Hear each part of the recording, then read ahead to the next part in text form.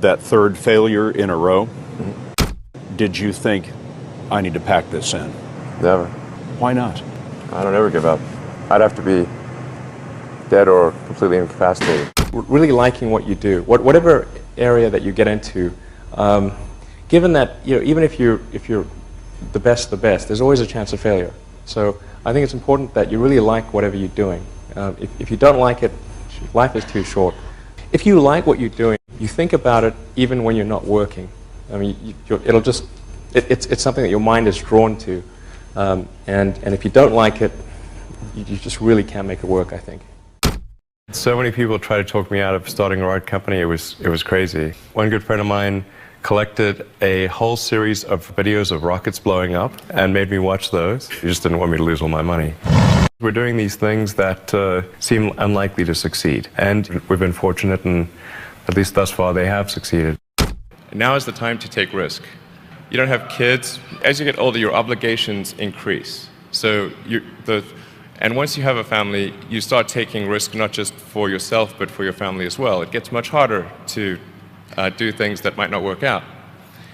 So now is the time to do that before you have those obligations. So I would encourage you to take risks now. Do something bold. You won't regret it. How did you figure you were going to start a car company and be successful at it? Well, I didn't really think Tesla would be successful. I thought we would most likely fail.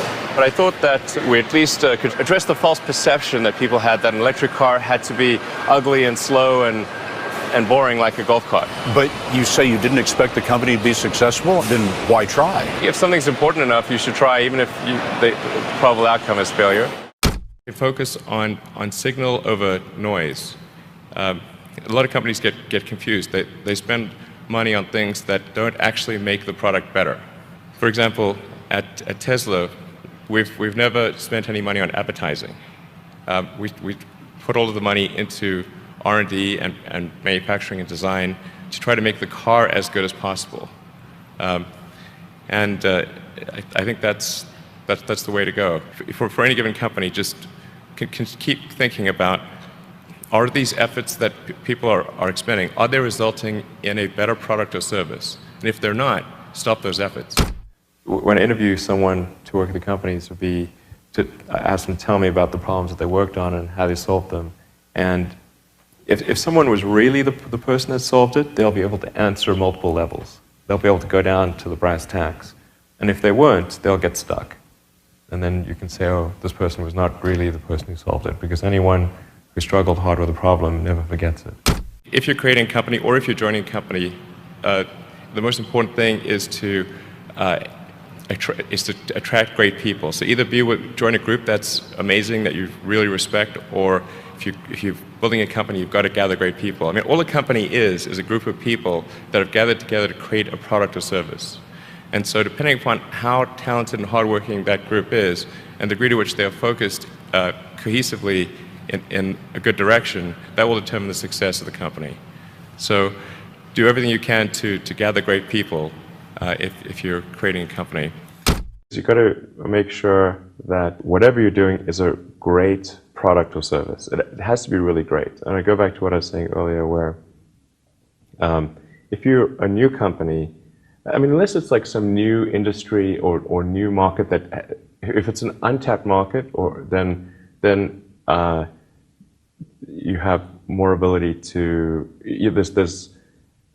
the standard is lower for your product or service. But if you're entering anything where there's an existing marketplace against large entrenched competitors, then your product or service needs to be much better than theirs. It can't be a little bit better, because then you put yourself in the shoes of the consumer, and they say, why would you buy it as a consumer? You're always going to buy the trusted brand unless there's a big difference.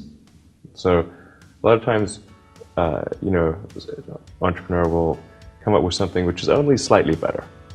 And it can't just be slightly better. It's got to be a lot better.